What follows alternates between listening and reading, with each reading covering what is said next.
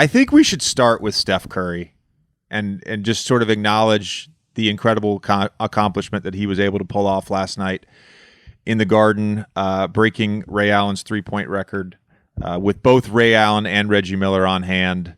A fitting place to do it. I was thinking about this today. It felt like Steph Curry's breakout game 8 years ago was at the Garden, and it's fitting that he broke the three-point record at the Garden. Do you get the same sense, Tyrese? Like that was the game that sort of put him on the map, that 54-point game 8 years ago?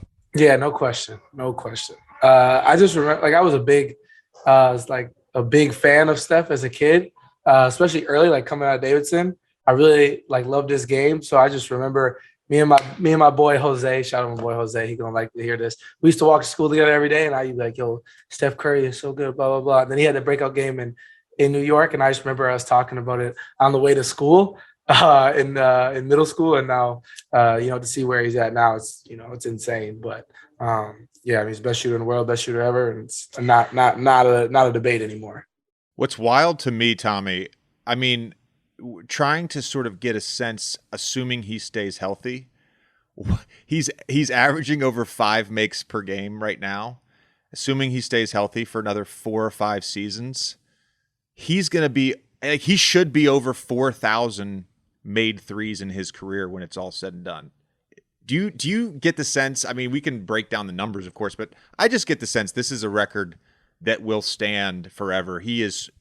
There's great shooters, and then there's Steph. He's one of one.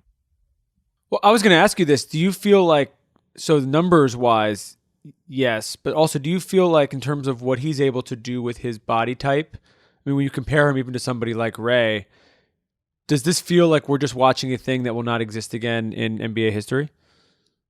Ooh. The thing that makes him more unique than any other great three-point shooter, and I'll include James Harden, who's I believe is 4 or 5 on the all-time list right now, and certainly will add to that, and we'll definitely end up passing Reggie and Ray as well. But what makes Steph so good is the combination of off-ball movement, catch and shoot action off screens, and the unassisted three. So there's James, who is sort of an extreme on the unassisted three, creating for self off the bounce. And then there's the other extreme of a guy like Kyle Korver, Reggie. Ray had a little bit of off the bounce stuff, but later on in his career, he was just a catch and shoot guy running around picks. Steph is the guy who can do both at an elite level. So yes, I don't think you're going to see another Steph Curry for a long time. I think what was not mentioned either is that, some teams in the NBA, they run a lot of delay. Some teams like to punch into the 5. The Warriors, their offense is Steph. You know what I'm saying? Like this isn't like something that any team can duplicate. Like their offense is fully, and guys understand, I got to find Steph on these pin downs. I got to find Steph with the handoffs. I know they're going to double quick, and he's going to hit the quick pocket. That's going to lead me to get others involved. Like, and him and Draymond obviously have this telepathy that, has been developed over years. Like that is the complete reason why we're never going to see anything like it, because there's so many variables that go the right way. And, and he is who he is. Tyrese, have you had a wow moment with him against him yet? Man, I mean, last season we played Golden State towards the end of the year.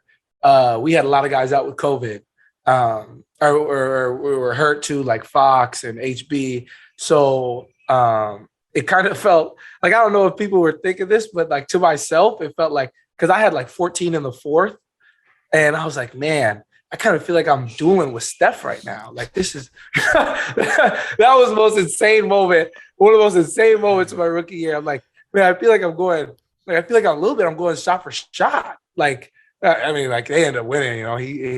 He won that battle. But it was like, that was one moment my rookie year where I was like, man, this is crazy. And the way that he can sustain that for 4 quarters is insane.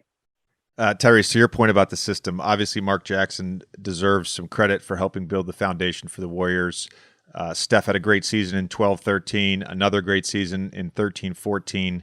But it was really Kerr and the system that Kerr put in place, the offensive system that Kerr put in place that really unleashed Steph. And to your point, it really was about ball movement and off-ball movement and cutting and screening that allowed him to get a high volume amount of threes up. And obviously he's incredibly efficient. He's 43% for his career. I was talking about this the other day with someone. The great what if to me of my NBA generation is what if Stan Van Gundy had taken the Warriors offer. Stan Van Gundy was offered that job first over Mark Jackson, and Stan wanted to have personnel control, so he took the Detroit job, and then Kerr I don't know if he ever committed, but he backed out of what seemed like a done deal to the New York Knicks to take the Warriors job. That's an incredible what if. And certainly Steph still would have been an all-star, an all-NBA player, and had a Hall of Fame career. I have no doubt about that. But would we have seen this Steph Curry with this system? I don't know. The crazy thing about that is like that's not a what if that a casual NBA fan is going to discuss, or even up to you just shared that story that I would discuss. You know what I'm saying? Yeah. I'm more so thinking biggest what if. What if Shaq and Kobe stay together? You know, you're thinking about Stan Van Gundy. This is a whole different space. Can I ask another what if that a lot of people were talking about at the game last night? Is the Warriors did not meet with Steph. It wasn't really like a foregone conclusion that they were going to pick him in the draft. The team that was probably going to pick him is the Knicks, who had the following pick. What if Steph ends up on the Knicks? Man. He still would be great. He still would be a superstar. Again, I think to a degree, like and this is not a knock on Steph, but allowing or putting a system in place that allows him to play to all of his strengths and gives him the freedom. Because what makes Steph so great to me is his headspace and the freedom to take the shots that he takes, to play the way that he plays. There's got to be the right system for him to do that. And I'm not saying he's a system player. I'm saying his greatness is unleashed to this degree, I'm not saying he's Mount Rushmore, but he's certainly in the conversation for the top 12 to 15 players of all time. Certainly in that conversation. Does he reach that level without being in a system built around him? I don't know. Will he? We saw before this system was put in place. Of course, he's an all-star. Of course, he's an all-NBA caliber player. That's a great what if. It's a great what if he goes another place. It's a great what if he ends up in Minnesota. By the way, there was a thing. I don't know if it's real, but there was a thing today. One of the I think he's either with Slam, but one of the writers for either Slam or Bleacher Report texted David Kahn and he sent him a screenshot, the Timberwolves GM, and he shared it on Twitter. And the response from David Kahn was, "I don't know why you're asking me. Why don't unless you go ask the Clippers, unless you go ask the Memphis Grizzlies, all the teams before the T-Wolves that passed up on Steph, like none of us really had. I mean, you certainly knew he was going to be a great shooter, but I don't know that anyone thought he would be this great. All right, guys, I'm going to ask a question to both of you. Iconic Steph moment or iconic Steph shot. What's the first thing that comes to mind, Tyrese? I think the easy answer is the OKC shot. So I'm not gonna pick that one.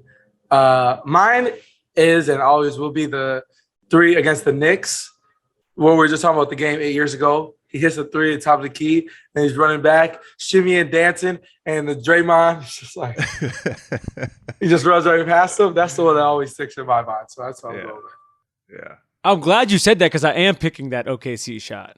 That was from 30. Okay. That was from 38 feet. That moment, casual pull up from 38 feet. Pull up from 38 feet. In that moment, I feel like that is up there for best shots in NBA history. So in the regular season. Thank you, Tyrese, for making my life easier. JJ, I almost picked the behind the back against the Clippers, but I left it alone. You know what? I talked about this yesterday on NBA Today. They asked me, what's your most iconic or best moment in person playing against Steph? And and not that I enjoyed that moment because I was on the opposition, but when he weaved in and out of 4 Clippers players, I want to acknowledge that I was over in the corner guarding Harrison Barnes, and I had nothing to do with that. What made that shot, by the way, so amazing was the fact that when he weaved through everyone and the ball went towards the top of the key, he wasn't facing the basket, and he turned and started his shot with 10 seconds on the shot clock. It wasn't like he had to he had to shoot that shot. It was just Steph unleashed. All right, my iconic sort of moment, shot, whatever. 2016, we play the Blazers in the first round. Steph gets hurt prior to Game 4. He sprains his knee. This is the 73-9 Warriors. We're up 2-1 on the Blazers, and we're thinking to ourselves, "Oh my gosh, we might have a little window. Let's take care of business against the Blazers. Let's knock these guys out. Win Game 4. Go home. Win the series 4-1." Play the Warriors. Steph will be out for a couple games. We got a chance. And, of course, Chris and Blake both get hurt in Game 4. Chris breaks his hand. Blake tears his quad tendon. We lose the series. Blazers then go play. They win Game 3. They're down 2-1. Steph comes back from the injury in Game 4. Comes off the bench and drops 49 and 8. And he has that iconic 3 at the top of the key. I'm back. And I remember thinking to myself at the time, like, oh, maybe we didn't have a chance. That's a bad dude. That is a bad dude. No question.